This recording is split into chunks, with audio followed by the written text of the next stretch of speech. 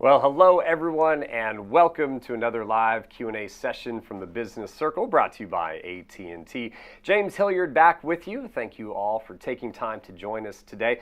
We're joined by Jason Goldberg. He is the Vice President of Commerce Strategy at Razorfish. That is a digital marketing agency, a global digital marketing agency. And we're going to be talking about, Jason, a lot of things today, a lot to cover. We'll get into an agenda kind of in a moment. First thing I want to do is ask you, what is something, a tip, a tactical tip, that most folks watching today are going to be able to, when we shut down this webcast, they can start working on this afternoon to start making those shoppers more into customers? Thanks, James. That's a great question. I'm on a mission to get us all to stop requiring customers to create an account on our website before they buy your good or service. So if you could do one thing today, get rid of that mandatory account creation before a customer can check out. Why? Well, there's a lot of friction in creating an account, and for many shoppers, creating an account is actually a much bigger commitment than buying your good or services. So I'd rather them have that first good experience, and then after they've gotten that good or service, now I can invite them to let me use all that information they gave me as part of that order to create an account. So I simply want to add the account creation after the order instead of before the order. And then at that point, you're giving them something again instead of asking and feel like you're taking. Who is this person asking me all this stuff? So, all right, good stuff. Folks, that's the type of stuff we're going to do for the next hour here. You're a big part of this presentation. You can submit questions and comments at any time into the webcast player. You can use the Twitter hashtag BizCircleLive. We've got team members that are looking at that, feeding all this information to Jason and I. So we'll try to incorporate those things. Kind of have broken the conversation into three buckets here today. We're going to talk about the good old website, right? We'll start off with that. Conversation could not be had today without diving into mobile, because that's what everyone has very top of mind. And then kind of a bucket of some grab-all best of practices for e-commerce. I could go into a more detailed bio on Jason, but what I really want you to know is his Twitter handle. It's @RetailGeek. If that doesn't tell you what this guy is focused on, then nothing will. And he has a passion, and shared with me as we were starting, his passion of really helping teams explore really how to do this digital commerce. And Jason shared with me 4,000 years ago, we started selling goods and services to each other, bartering and trading, and then we came up with coin and all that good stuff. This digital world, it's 20 years young, and we haven't done a whole lot yet. That being said, some people say, well, a website? Oh, that is so 10 years ago. So my question to you, is a website so 10 years ago, or is that still a major foundation for e-commerce today? No, absolutely. I think a website is still one of the fundamental pillars of anyone's digital marketing strategy. A lot of the other tools and tactics we'll talk about are ones that we don't own, that we're renting or we're borrowing, and we really need to have some great digital properties that we own and can control, so that we make sure we're able to use those to build our own direct relationship with our prospects and customers. I think we'll talk a lot about relationships today, but I want to go back to the word friction that you talked about. These days, sometimes as a consumer, I go to 4, 5, 6 sites before I finally decide. There's like too many choices for me. And some of the sites feel like it's just hard, like they don't want my money. You define friction, and what do a lot of people do wrong to cause friction on their websites these days? Great question, James. So friction is all of the impediments in the way of that prospect or shopper doing what they want to do on your website. And there's way too much of it out there, right? It's, man, I'm asking for you to email something to me, and you ask me to fill in 13 fields with my company name and my blood type and my birthday. You don't need any of that information in order to send me the email you just asked for. You created a page that has one job, to teach me about your product, to teach me about your service, to get me to call you on the phone, and yet you have 32 other actions I can take on that page that are distracting me from the action you really want me to take. And so getting friction-free is all about taking those distractions out and making it easier for the shopper or the prospect to do what they want and what we want them to do. So less is more. Absolutely. That's the goal there. Less is more, less words, less pages? Tell me more about what do we need to get rid of? Where do we trim some of that? Sure. So it's in most cases it's less stuff on each page, not less pages. Okay. Because what we have to remember is no visitor is going to go to all the pages on our website. They won't experience our website as a collection of pages. They're going to visit specific pages. And one mistake we often make is we assume that everyone is going to come into our home page. And they're going to start their experience there and sort of matriculate through the pages. In reality, for most of us, more than half of the traffic on our website will enter that website from some page other than our homepage, and they'll have got there for a specific reason, right? Like either they saw a search result in Google, or they saw an ad on Facebook, or a friend emailed them a link. And so the page that they come in on is a huge implicit clue to us about what it is they're trying to do. And so the goal is make each page have one specific purpose, as opposed to what we normally think of as a traditional home page and having a multitude of purposes on that page, only one of which is going to be relevant to any particular visitor. Linking from search results, right? I'll do it and I'll end up getting on a product page. Sometimes I'll have a hard time finding how do I add this product now to the cart, or a quantity, or looking for sizing things. It's frustrating. I typically leave. I go to another site. Yeah, we're always just one click away on the internet, right? Like that's a fundamental difference of digital marketing from traditional brick and mortar retail. You made a big commitment to get to that traditional retail store. You parked in a very unpleasant parking lot and got out of your car and spent time in there. And so frankly, the labor to decide not to buy from that retailer is somewhat substantial. There's zero friction to leave your site and go to Google or go to Amazon and do another search. And so we really have to make it easy. A great author, Steve Krug, wrote a book called Don't Make Me Think. And that's exactly the philosophy we want you to adopt, right? There were a couple folks that shared questions with us before we started. I believe Lisa was one of them. And Lisa, I hope you're on the live event with us today. Was talking about, hey, just starting up a website for the first time. So my question is it easier for someone like Lisa, small business, starting slim and clean early, as opposed to someone that might have a really kind of thick and chunky site that we need to cut down? Is it better to kind of go that greenfield route and start with something fresh and new? It absolutely can be an advantage because you don't bring a lot of that legacy garbage with you when you start a site from scratch. And so you can sort of avoid a lot of the mistakes that we made in the past. We can leapfrog a lot of those things. And as we pointed out at the beginning of the show, this business is only 20 years old. So the best practices really don't exist. Like they're still being evolved. And so today we know that web page has to be really simple. It has to be really low friction. That wasn't necessarily the case with the first websites we launched in the late 90s. I'm embarrassed to admit some of the blinking text and flashing lights that I probably threw on web pages that would probably give me a heart attack today. One of the things going back to this idea of we're only 20 years young into digital commerce, for the 4,000 years, really commerce has been about trust.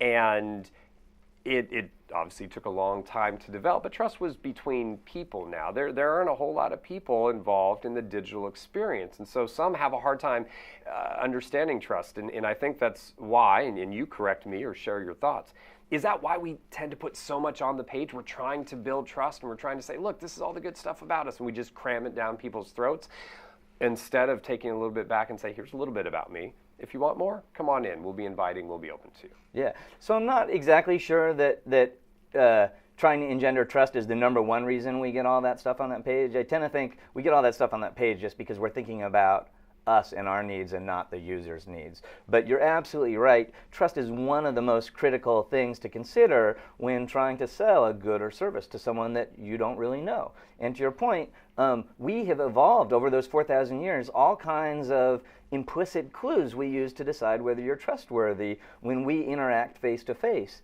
And none of those clues exist on websites. And so just like we have to invent these best practices, we have to invent ways to make our websites feel trustworthy to our potential shoppers. And it's tricky because no shopper is ever going to fill out a survey. Why didn't you buy from me? Oh, well, you seemed oily and I didn't trust you, right? Like right. It's not overt feedback we're ever going to get. The psychologists and the researchers, have a bunch of academic data.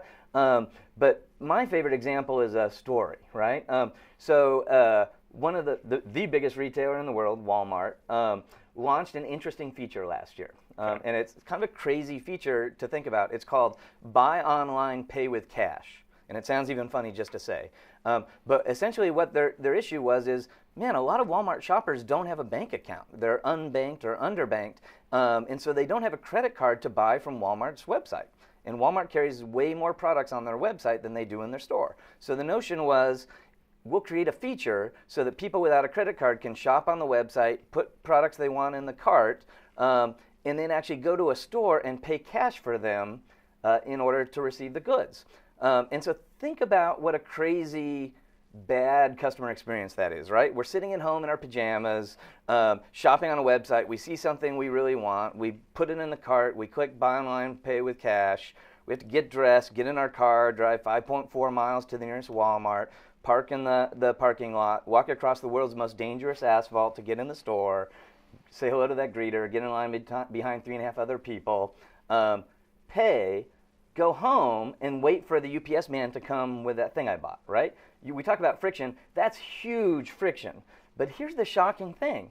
4% of all Walmart's sales online use buy online, pay with cash. Walmart sells $12 billion a year online.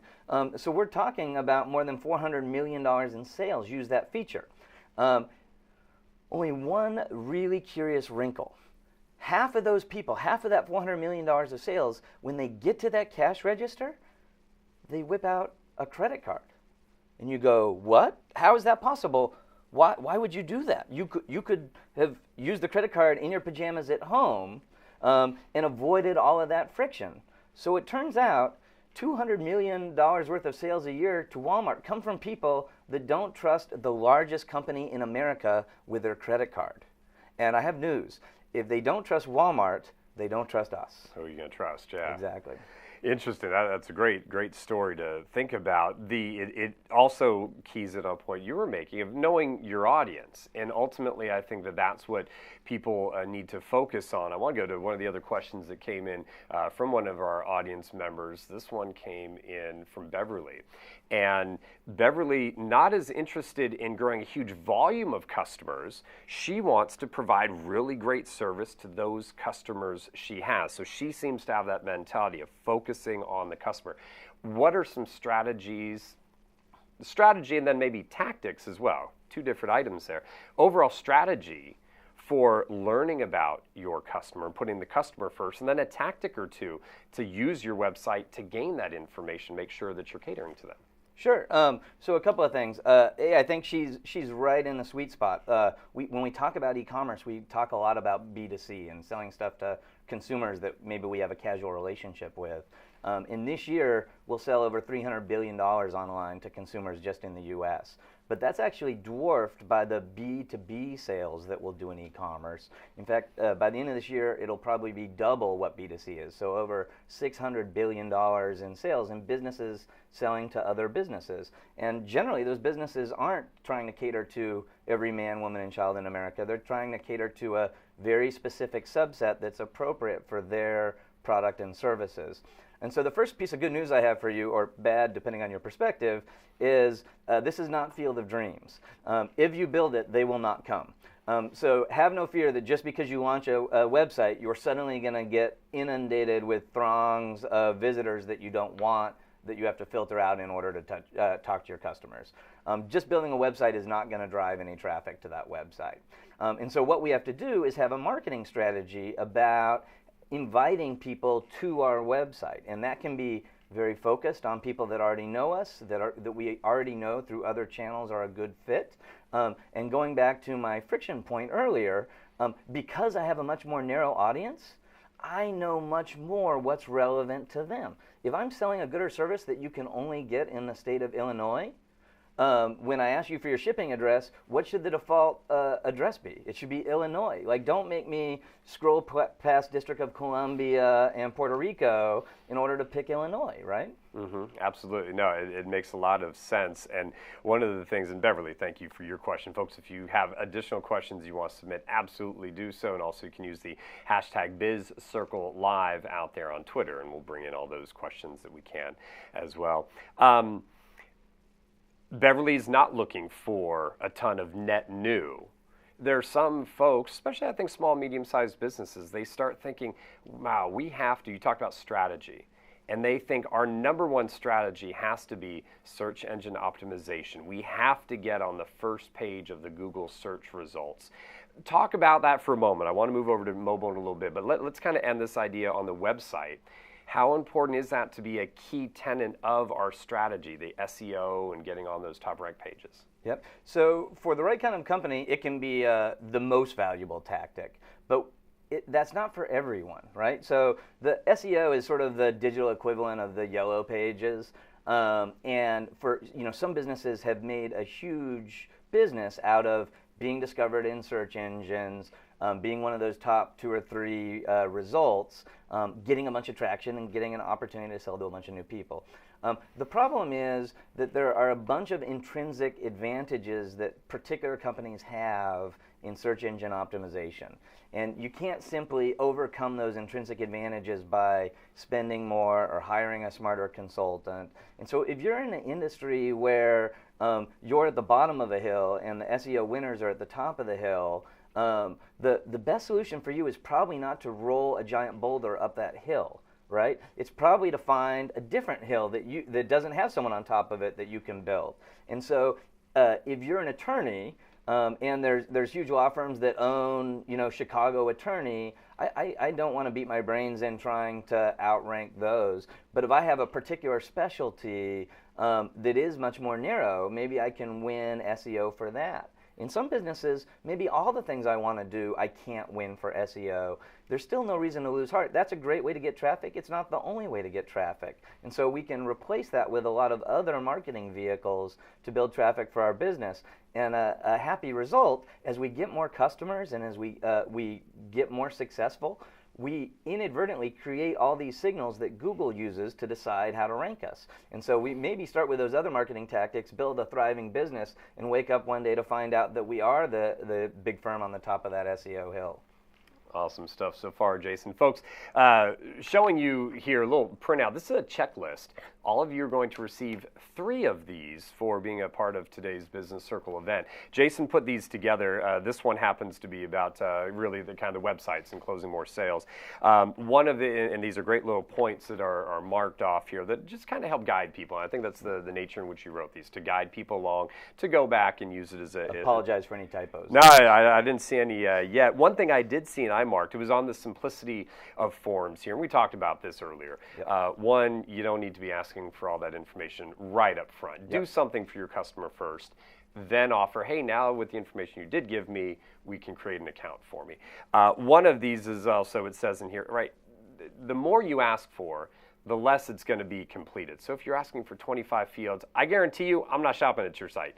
Give me, is there a sweet number on that? Is there a 6? Is there an 8? Have you done any research? Does it come out something? Yeah, so there absolutely is, and it turns out to be 2, which is a fascinating number. Yeah. Because you almost would have thought it would be 1, right? Like that the fewer fields that are required, the better. And in general, that's always true. For some not completely explained reasons, it turns out that we'll get better completion rates and more accurate information on a field with a form with 2 fields than we do with 1 field. Okay. But the big thing to remember is when you're selling something online, what you're really doing is asking customers to fill out a form, right? And for most of us, just the act of filling out a form is not a pleasant experience. Most of us harken back to the 4-page piece of paper that the dentist gave us when we came for our first account, right? And we're filling out all this information we don't know and allergies and all this terrifying stuff. And the reward for all of that is we're going to go get our teeth drilled, right? And so there's no positive associations whatsoever with filling out a form. And so the more our shopping experience feels like that dentist experience, obviously the worse we are.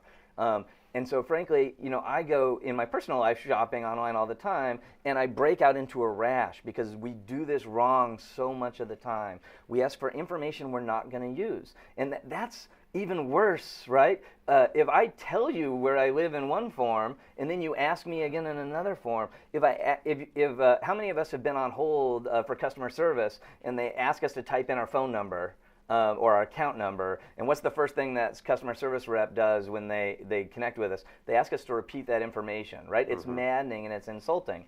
So now, in this digital environment where you're one click away from going to someone else that could provide those goods and services, it's even a much more tragic mistake to make. So we absolutely need to be super strategic about what we ask for and only ask for stuff we're going to use. As we build a relationship with this customer over multiple visits, we'll get more and more chances to ask for information. So we call that information foraging theory. I can collect a lot of information about you over the course of my multiple year relationship. I don't need to collect all of that before you try my product and service for the first time. The other half of forms, though, we want as few as possible. We also want to make them really easy to use. Yeah. And how often do you see forms that are way too small to read or too small to fill out the information, or the description for what information is supposed to go in the form, what we call the label, is inside the field. So you type the first character, and then your toddler starts climbing towards the poison in the corner of the kitchen, and you're distracted for a minute. You come back, you can't even remember what the label was because you can't see it anymore. So there are all these best practices about making it easy to fill out forms. And again, e-commerce is filling out a form, right? Yeah. So if there's one thing we want to be great at, it's designing super usable, super low friction forms. Let's use the forms as a transition to mobile here, because the thing that I cannot stand, and I don't know about you folks, I don't buy a lot on my phone. I shop on my phone and I shop on my tablet, but I buy on my laptop. That's just where I still am. I don't go into Walmart with cash, but that's how I do my things. Doesn't make you a bad person. I know. The forms on mobile, that kills me because I can't type, or the things I'm looking for are off the screen. So let's talk a little bit about mobile, and let's start off with, do we need to have a dedicated mobile kind of app? Do we go with a mobile-friendly type website? There's a lot to cover here, but what's your best advice these days for companies of approaching mobile? Sure. So all great stuff. And first of all, you should know you're exactly like the overwhelming majority of consumers in the U.S. So you're using your mobile more and more. For most big retailers in the U.S., more than half their traffic comes from mobile devices. Over the holidays, it's like 75% of all traffic comes on mobile devices. But unfortunately, you're 4 times less likely to buy something in that visit on that mobile device. And largely it's because you have the same or more friction on that mobile device you did on the desktop, and it's all the more painful on the mobile device, right? So given those traffic trends, we absolutely have to get mobile right? Like there now is a substantial audience for most retailers that are mobile only, meaning they're never coming to us on the desktop. If we can't win them on a mobile device, we're not going to win them, right? So they're not you that's browsing on the mobile and going to the desktop. They're going to find a retailer that can give them a great experience on a mobile device, and that's all they're going to use. So we have to get that right. And what that means is we still need the website that we've always needed, but that website has to be highly optimized to work on mobile devices. And often we talk about designing that website first for the experience it will deliver to a mobile device. What Luke Wachowski, tough name to say, coined as mobile first. And so, when we close our eyes and I say, visualize your company's website, I guarantee you're thinking of a desktop experience. But maybe what you should be thinking of is what that looks like on a mobile phone, where I have way less real estate, I have a way less comfortable keyboard, but it still is a website. So first and foremost, what we need is a mobile optimized website. Now, we talked about best practices. A couple of years ago, what I would have done is I would have paid a company to make me a mobile website separate from my desktop website. Right. And so frequently we call those m-dot sites because your website was james.com and your mobile website was m.james.com. And very often whoever built your mobile site was a completely different company than who built your desktop site.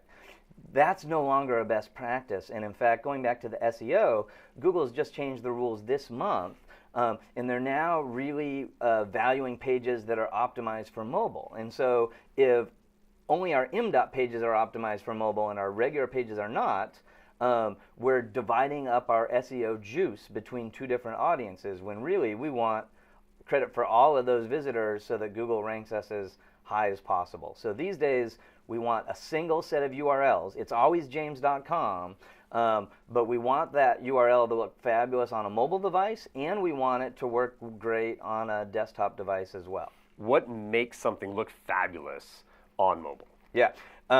So here's where I'm going to get unpopular. Every digital agency in the world will tell you that what makes it look fabulous on mobile is a technology called responsive design. And the idea behind responsive design is we build one web page that we send to every device, and that web page kind of has a program in it that unpacks the web page on the device. And so it unpacks it differently for a desktop site than it does for a smartphone, for example. And that's a much better approach than having a separate mobile site or not having a mobile site at all. But it still falls short of what customers really want. So a couple of problems. I mentioned that I send everything to every device. Well, on my new Mac laptop, I have a high-resolution Retina display, and images might be 4,000 pixels wide. The resolution on my screen might only be, on my phone, might only be 320 pixels wide. If I send 4,000 pixel wide pictures to my phone to only show them at 320 pixels wide, it's going to take forever to download that, and it's going to take 18 or 20 seconds to load that page, and that customer is already going to have successfully checked out on someone else's site before that image ever gets down. And so we like using a technology that customers call adaptive design, or dynamic design is actually the word Google uses, which says that the web server technology that we buy or rent asks the customer, what kind of device are you on? Oh, you're on a smartphone. I'll send you pictures and content appropriate for that smartphone. And what that also lets us do is have different experiences on the mobile than we have on the desktop. And that can be really important because very often our context is different on the mobile than it is on the desktop. And so by using that server-side technology, that adaptive design technology, we can both be more relevant in context to each customer, and we can have a very good performing mobile website over a single set of URLs, which is exactly what we're looking for. And so that's a kind of a best practice. It's what's being shared now. A lot of folks think about, oh, and I need a mobile app. Yep. And an app is a lot different from a website. Is that a best practice? And again, I'm thinking about most of the folks out there today with us, right? We're looking at small, medium-sized businesses here and developing a really good app. There are a lot of big companies that have some really crummy apps out there. There are only a few apps that I actually use on my phone. Often I download an app, it sucks, and I get rid of it, right? Yep. So talk to me about that. Are apps something that a lot of small, medium-sized businesses really need to have high up on their priority list? So generally not, right? Like we all make the same mistake of hearing the buzz and the hype about apps and putting them high on our priority list. And I would say to all the small businesses out there, don't feel bad. My largest companies make the same mistake, and they have the same challenges that make it unlikely for that app to be successful. So here's how you have to think about it. Apps don't have very good what we call discoverability. They don't show up in Google. All the pages aren't indexed. So we just talked before about how much of our traffic comes into pages other than our homepage. The customer can only start at the homepage of our app, right? We don't have deep linking into individual subcomponents on the app. And apps are really hard to download.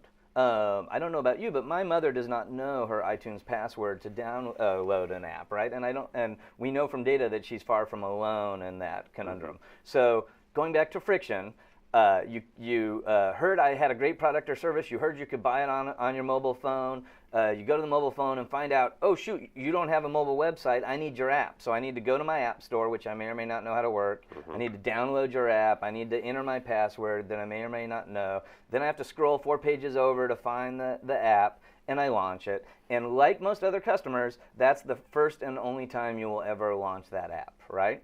And so there's this sneaky statistic in the industry that tricks us all. Something like 80% of all the time we spend on our mobile phone, we spend with apps, right? And so you go, oh my God, well, if that's true, I'm going to invest in a mobile app, not a mobile website.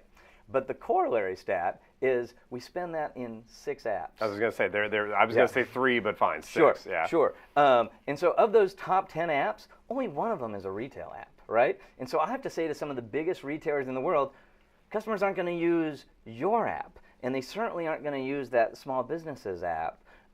There's millions of apps on the website, on the App Store that you're competing against. So the reach, the ability to build an audience in a mobile app is really challenging. And so for most businesses selling a good or service, you absolutely have to have a mobile website.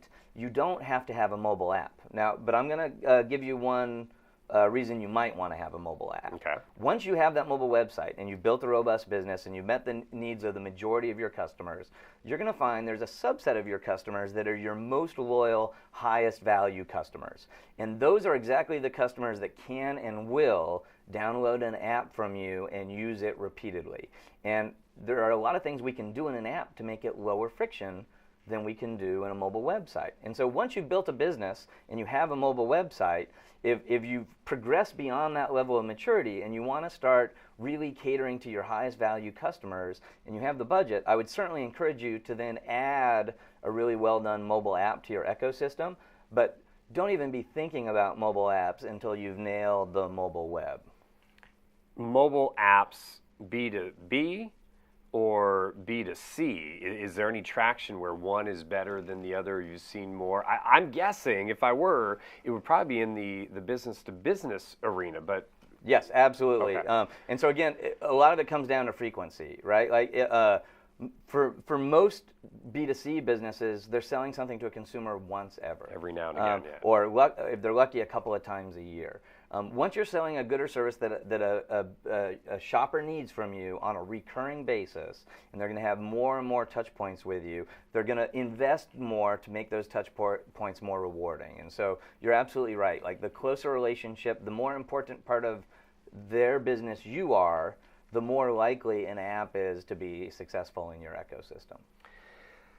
On mobile, let's talk a little bit about mobile payments and accepting payments there. It kind of goes into a big, that we won't open quite yet, but security, right? We have to make sure, and again, to convince some of the trust, right? Sure. That I want to then enter my information on that phone and all that. Talk a little bit about the state of where mobile payments are, and again, what small and medium-sized businesses should be considering for their business. Sure. So the state of mobile payments right now is a mess. And even frankly, the word mobile payment is super ambiguous and confusing because in different contexts, it actually means different things. So the first kind of mobile payments I want to talk about are the kind that are most important to selling a good or service through a mobile website, right? We talked about how mobile has more friction. Possibly the biggest friction point is it's no fun to hold my phone in one hand, type in my second hand, and get my credit card out and hold it in my third hand because most of us don't have 3 hands, right? So the usability or affordance of entering a credit card into a mobile device is really challenging. And so if there were a way to let people buy without typing that phone number in, that would be a huge boon, right? And so there's a bunch of products out there that we call mobile wallets that let a customer permanently store their payment information and then make it easy to use that payment information on websites. And so in North America, perhaps the most popular version of that is PayPal. And PayPal works great.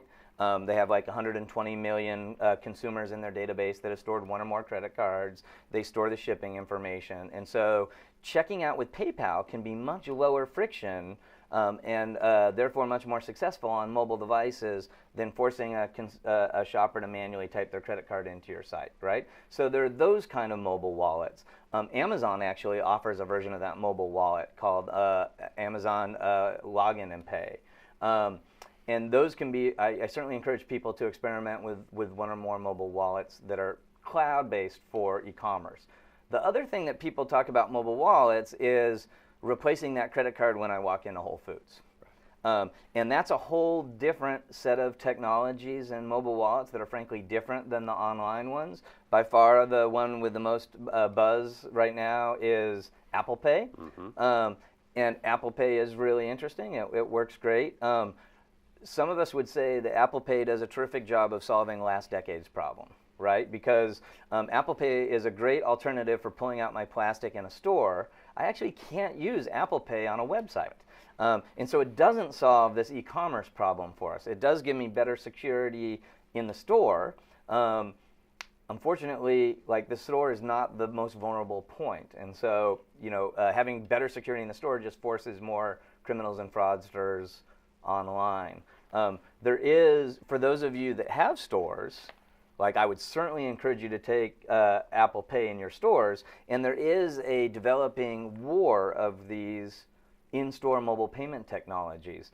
Apple Pay is very analogous to a credit card. Like, you still use the same credit cards you always used. There's a bunch of retailers that would rather not pay Visa's interchange fees, right? And so they've started their own mobile wallet for use in a store that's primarily in existence to have lower fees for the retailers that started that service. And so they're called MCX, and they haven't really launched. They're only in a couple of pilots, but they're desperate for Apple Pay not to get traction because they'd rather consumers use their technology, which will then be cheaper to them. And so as a retailer, it can be confusing because you can be getting pitched on accepting the MCX technology in your stores. You can be pitched on accepting Apple Pay technology in your stores. And at the same time, Visa and MasterCard have fundamentally upgraded the security in all of our cards. They've added a chip, and we call that the EMV system. And starting this October, there's a bunch of incentives and penalties to retailers to accept EMV cards in store. And so all of these things are happening at the same time, and it can be understandably confusing for a retailer. Absolutely, especially for small businesses. I'm going back to the first idea of accepting those types of payments. Do you do it on your own? Well, then there's certain regulations that may come into, or do you want to handle that credit card information, or do you find that partner out there? And ultimately, it comes back again, folks, to one of the checklists here, and something, it was about the forms, but I think that this goes across the board to a lot of the ideas we're talking about today. Jason put in here, talk with your web developer about this. Now, it was about the forms, but I can imagine that talk with your team is kind of a running theme throughout all of these checklists. And I think the general conversation here is that you need to put the team together and say, what is our mobile strategy? What is our payment acceptance strategy? How are we going to design this? People, process, technology. We've talked a lot yet, but not enough about the people. So let's take a moment. And how important are those conversations to have? And why are they so important to be a foundation of any mobile commerce strategy or regular e-commerce strategy that we're developing? Okay, James, that's a great question. So the first thing I would say is I get, for most small businesses, that team is often you, right? Or you and one other person. So we're not talking here necessarily about some huge enterprise and the interpersonal dynamics amongst a huge enterprise, although those challenges certainly exist in equal amounts. But you've hit on, like, one of the most important premises about all of these things. Human nature is to focus on the tool, right? And so the shiny objects, like, what kind of payment tools should I have? What kind of e-commerce platform should I have? Those are all the tools. The people running those tools will make a way bigger difference than the tools, right? And so we talk about the 90-10 rule, right? Like, invest 90% of your budget in people and 10% of your budget in tools. I would way rather you hire a digital analyst than to buy a really expensive digital analytics tool. And you'll get much more business benefit out of that. And absolutely, as your business grows and your team grows, you need to structure it in a way that those people are working collaboratively towards the same goal and not sort of siloed and not talking to each other, as we see in a lot of legacy organizations. With small businesses, and I want to again direct you all back to the bizcircle.att.com. Within there, we're building a community, and part of that is the Circle Solutions. And what's really cool about that, just launching as part of the Business Circle, you can go in, folks, if you've got a challenge, you can go in there and say, hey, this is the challenge I'm having. And then the whole community can kind of chime in on that. You can also, what's even cooler, I think, is go in and say, I've got a solution. I ran into something. This is how I overcame it. And I think that's a great resource for those small. Let's go back to Beverly, right? Small business, just getting started, said that she wasn't very tech savvy, what have you. So to have those conversations and hear some of these growing best practices is something that I think is really important. And that's what you're hitting on as well. Absolutely. It sounds like an invaluable resource. Yeah. You brought up the 90-10. I know there was another item, and I think I have it in here that we noted down, but you had put out a tweet recently, and here it is, and I got it here, and it says, folks, it says, invest 90% in proven tactics, 7% in safe new things, and 3% in crazy new things you test and learn from the 3%. So let's broaden this a little bit. We've talked about the website, we've talked about mobile. Let's go just some good general e-commerce practices. And folks, again, if you have additional questions, get those in. About 20 minutes left to go here. 90%. Proven. It doesn't sound that sexy. It sounds like, oh, that's kind of boring, but really that's the foundation. Give me an example. What are some of those 90%? What are some of those best tactics that everybody should be doing? Sure. So when, in the context of a marketing budget, there are certain tactics that we know give us a really good return on investment, right? And they're not sexy. Email is potentially the highest ROI activity we get. Building a list. Exactly. So building a list and then using that list, right? And so creating campaigns, sending those emails out, getting a little more advanced maybe in segmenting that list. So, sending different emails to different components of that list based on their specific needs. Or the attributes we know about them. Email is still one of the most successful tactics we have for bringing people back to make purchases from us. There are certain kinds of marketing vehicles, and I know this is getting a little more sophisticated, but pay-per-click ads. If you're a B2C business, there's even a better version of pay-per-click ads called Google product listing ads that let us put a picture of the product for sale. Those things show up in search results, and they send a very committed buyer to our website that has high buying intent. And so we very often are paying $2 or $3 for that visitor and know that we're going to be able to earn $10 or $20 on that visitor in that one visit, right? And so those are the meat and potato tactics, pay-per-click, SEO, remarketing and PLA ads, and most notably email, right? So the 7% are, hey, for the same reasons that those tactics work, I suspect this new tactic will work, right? So Facebook calls me and they say, hey, we have an ad, but guess what we can do? We can target the audience in that ad.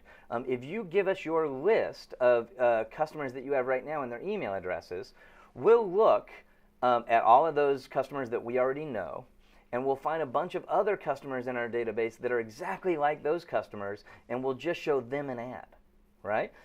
So maybe you haven't tried that before, but man, that makes perfect sense, right? And so that would be a great example of that 7%, trying new things that based on our experience, we think are going to work really well.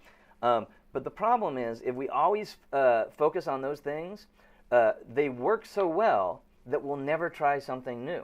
And over time, they might start to work less and less well, and we won't notice, right?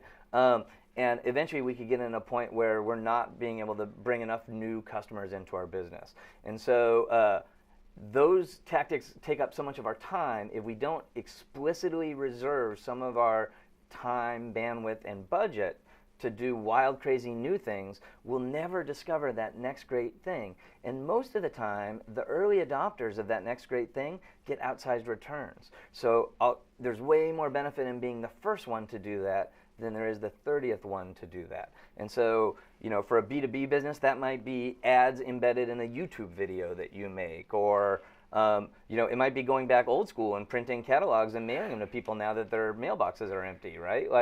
I don't care what it is, but the point is, reserve 3% of your budget that you expect to lose, and be pleasantly surprised when you get some really valuable learnings. A postcard could be something useful. Again, I've talked to some folks who've said, hey, sometimes just that little handwritten note, that postcard, might go a long way and get out of the clutter of everything that we have digitally. Exactly. I'm thinking, again, small business owner, time to invest maybe in that 7%, kind of some of these new things, because let's take an assumption that, okay, we've got the website going well. We only ask a few things at a time in our forms. We've got really nice big checkout buttons. We populate fields. We got rid of all the text, and we have really nice images and that type of stuff. What are the amount of time I need to spend on looking at some of these new things? Yeah. So that, like candidly, can be a huge problem, Yeah. right? Like, because again, we're talking just about the front end of selling all this stuff. I know you have another job, right? Like you have to make the stuff and you have to deliver the stuff and you have to answer the phone when the people that got the stuff have questions, right? And so bandwidth is really a huge challenge, and that's why the sharing best practices with people that are like you in other parts of the country can be so valuable. And so I certainly would be leveraging that AT&T community, for example, to get suggestions so that you're not having to come up with all the ideas, figure out who the vendor is that can do the idea, and do all that research. I would rather learn one new tactic that I can share with my peer group and get 5 new incremental tactics back from my peer group. But one easy way to get tactics is go to those vendors that are in the 90% that are already on autopilot, so you're not having to learn a lot of stuff. You don't have to figure out who you hire to do it or what the cadence is, and say, what new products and services do you guys offer, right? So the ESP, the company that sends those emails for you, what new ideas do they have that could be part of that 7%?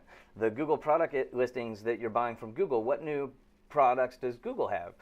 Google just announced this week that they're adding a new kind of ad unit that has a buy button right in it. So the customer doesn't even necessarily have to go to your website, add it to cart, go through your whole checkout flow. They can buy the product right from the ad right on Google, and Google will send all the money straight to you. Now, there's a bunch of reasons a business might not want to do that, but for some businesses, that's absolutely the lowest friction way. And oh, by the way, those ads are designed for mobile devices, right? So leveraging our existing network of resources to mine for that 7% is probably the easiest, most time-efficient way to do it. Maybe this is another time type of question, but it moves into customer service, right? I have seen, you have, and I'm sure a lot of you have as well, some of these customer service horror stories that get out there in social media. And a lot of big organizations do a horrible job of customer service these days. We've got some that are doing better and better. Yep. And I think it's becoming more top of mind. I'm thinking, again, small business, how do I provide real or near real-time customer service when I'm still working 8 hours a day on that product or service anyway that I'm trying to sell? I can't imagine 10 o'clock at night is a great time to respond to emails, because I'm not usually in a good frame of mind at 10 o'clock at night. I kind of had a crummy day maybe, and so that's not when I want to be at my best and freshest for customers. Customer service is the question. How do we prioritize that? What are ways that we as small businesses can provide the level of customer service that really customers are demanding these days? Very focused, very individualized, and near real time. Yeah, it's a real challenge. Let me first apologize for your crummy day. Hopefully we'll be able to turn it around today. But there are some tools that we can use, right? And one of them that's really popular is live chat. So there are lots of widgets we can put on a website that let a customer interact with us in real time over text messaging on a website or a mobile phone.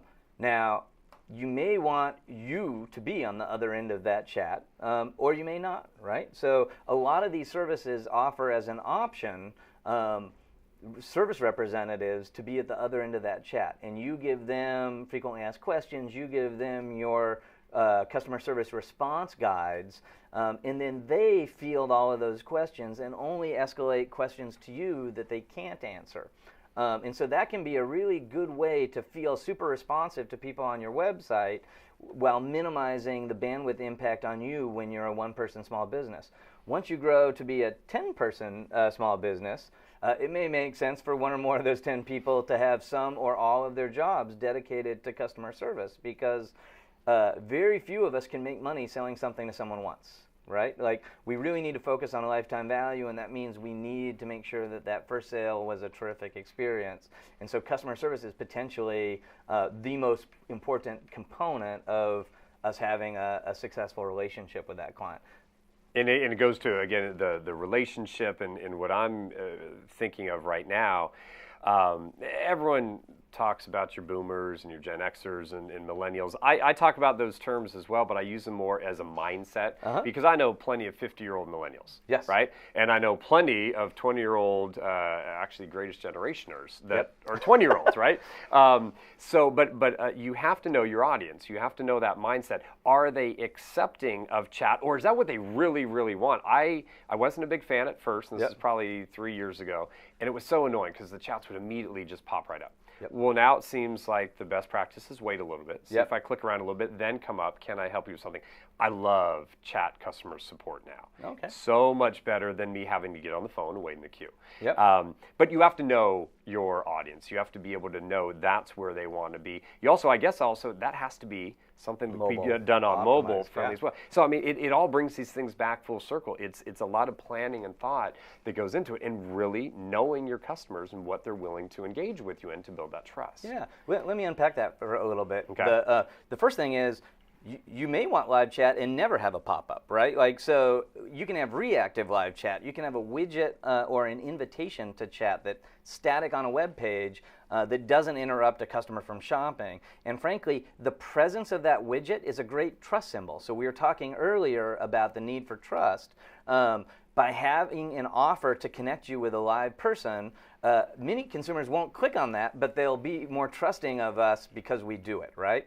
So then escalating from that is to proactively pop something up that's interrupting the customer and offering to connect them with live chat. And you're absolutely right. Like, it can be a huge mistake to aggressively throw that pop-up up. We only want to throw that pop-up up when we have some great implicit or explicit signals that the customer has stalled, right? And so sitting on one page for too long is a great indication, particularly if that's the page where they have to enter their shipping information for delivery or something complex like that, right? And to your point, not everyone wants to use that tool. And so again, catering to all customers, live chat's a great thing to offer. We don't want that to be the only vehicle customers have to us. And so we still may want to offer a phone number, for example. And often we can use those same call centers to provide Tier 1 support for that phone call that we do for live chat. And what's really interesting is on a mobile device, the click to call is one of the most powerful, valuable calls to action we can have. So where it may not be that sexy to do on a desktop, that may be the best way to sell something on a mobile phone because it's got a phone built into it, right? I can click to chat, directly connect with someone that could take my credit card over the phone, skip that whole form, and that can be a great way to sell stuff. So the key is to learn our audience, test things, see which tools the audience is using, invest more in those tools, maybe de-emphasize the tools people aren't using. And the last point I'd make there is, going back to your original sentiment, I wholeheartedly agree. Like, this whole notion of personas and demographics is, to me, a dying marketing vehicle, right? So when radio first launched, I know you weren't around then, or later television, there were only a few things we could know about that audience. And so there were very few things we could use to shape the content that we created to be relevant for that audience. Today we know so much more about each consumer, and we know unique things about each individual. So we know that that's a 50-year-old Gen Zer or a 20-year-old boomer, to your point. Mm-hmm. And so we can use the tools on our websites and our digital marketing tools to cater to each person as an individual and not have to lump them into a group that probably no one fits perfectly into. So I really do think the best practice is we've moved beyond what we call segmentation to offering one-to-one personalized experiences. And if we go back 4,000 years to those first spice merchants, that's exactly what they did. Yeah. Maybe a little rapid fire here. A couple other questions I want to try and touch on, general ideas here. There are companies that provide these little trusted security badges. Yep. It says this site is great and you're comfortable to shop here and have at it. valuable for small businesses to invest in, look at? Does it build trust with us, the customer? So I'm sorry to say they do. Okay. I'd like, because there's a cost associated Yeah. with them. I'd love to say you don't need them. It turns out that you almost certainly want a trust symbol, is what we call those, on my checkout pages, and it may well be worthwhile to put a trust symbol in the header or footer of all the pages where shopping considerations are being done. Once you become Apple, you probably don't need that trust symbol. I will tell you, like, we've had shootouts of all those trust symbols against each other, and one wins and one loses. I'm less convinced that the difference between the different symbols matters that much, but some symbols that consumers recognize that tell them this site is trustworthy, it doesn't talk to the rational brain of the consumer, it talks to the subconscious brain of the consumer and makes them more comfortable they enter their payment information. Emotions. We still shop, I don't care what it is, whether it's B2B or B2C, we still shop on emotion. If I'm buying something from another company, yeah, it's the company, but ultimately it's that sales rep or relationship I have, a trust I have. And so the emotions is what you're talking about there too. That goes to website design. It goes to the mobile design. Images. So many more sites have images these days, and just go for my emotional state. That's what it seems like it's going after. Is that a continuing trend? Is it overused? Are we getting to a point where we're feeling that they're going for our emotions too much these days? Your thoughts on that idea? Yeah, so not necessarily, like, we could certainly find examples that are probably over the top, but in general, images are much more effective than text. Now, I'm not negative text, and there are some technical reasons that we still certainly want good, rich text on the pages, but the highest attention things that we want on that page, it's much better to tell a story with images. Some of we talked earlier about Walmart that sells $12 billion a year online. They just did a major refresh of their website, and the fundamental thing that they did differently is they made the product images 4 times as large. So they took a bunch of stuff off the page to make room for much bigger product images, because that turns out to be one of the most persuasive things. Now, I'll tell you one place you can get images wrong, and most of us do it. Okay. On the home page of our website. 2 huge mistakes. Mistake number 1, we dedicate half or 75% of all the real estate to some beautiful lifestyle image, a big banner, that serves no function, that doesn't tell me what the business does for a living, that doesn't give me any products that I can buy, that's just a beautiful aesthetic. That's too many pixels to pay for the return we get on those images, right? Okay. So I'd like to see that stuff get skinnied way up and have something that's going to progress the customer to a buying decision become a little more prominent. But the even bigger mistake we all make is the carousels. So I'm a 2-person business. Me and my partner each have 2 ideas about what would be best on the homepage. Good news, we don't have to fight it out. We'll just take all 4 of our ideas and we'll just put them all on that carousel. Yeah. But what does that mean? The not best idea is on that page 75% of the time, right? Yeah. And so, frankly, I'd rather use the testing ability of our e-commerce platforms or our content management platforms to try each of those 4 things with different customers, see which one works better, and then run the winner all the time. We have overwhelming evidence that those carousels are almost never the best practice, and they really just need to die. Yeah, lead with what you've got, your best thing. ABC testing is a great way to do that. Exactly. So, excellent. At Retail Geek, that is Jason's Twitter handle. I really encourage all of you. A lot of great, and you are very active out there on Twitter. So I encourage you to follow at Retail Geek. Again, Razorfish is the digital marketing agency that Jason works for. Really glad to have you in the time here. I'm going to have one more question for you, but want to remind all of you that we have recorded today's entire presentation. So if you happen to miss anything, you want to review something, all of you will be able to come back and check out the on-demand. We'll have some best of segments that we'll pull out. We're going to have some other content that we're going to share as well. So look for all of that. Hashtag BizCircleLive on Twitter to stay in touch with the community. And again, those Circle solutions that I mentioned that just got launched on the AT&T Business Circle, great opportunity for you to go out there and, again, share challenges that you've overcome. And I think those are going to be some of the cool things to watch and see popular. And then if you do have a current challenge that you're looking for an advice, input on, then by all means, that's available as well. So check that out, those Circle solutions over there at bizcircle.att.com. Last question I wanted to ask. We started off with a, tactical thing that people could do, and it was, hey, do not have them fill out and register for an account first. Go ahead, let them buy something, get a good service, and then offer that, hey, now I can make an account for you. one more tactical thing, and maybe it's even in that crazy little 3% range, Yep. but your choice here, but something that we can also do as this event wraps up, that we can start making those shoppers into our customers. Yeah, so I have a great suggestion, although I have to warn you it's not going to be very fun. Okay. There's a company out there, there's others, but one I recommend is called usertesting.com. And what they're going to do is they're going to charge you $50 a user to have users go to your website and buy your good or service on the website. And they're going to record the whole thing, including what the shoppers are thinking while they're shopping. And so they're going to make you a little 10-minute video of Joe Consumer going to your website, or Joe B2B person, and doing what you most want them to do on the website. And the reason I say it's not going to be very fun is because you are going to want to interrupt each of these videos and explain to that customer what they're doing wrong.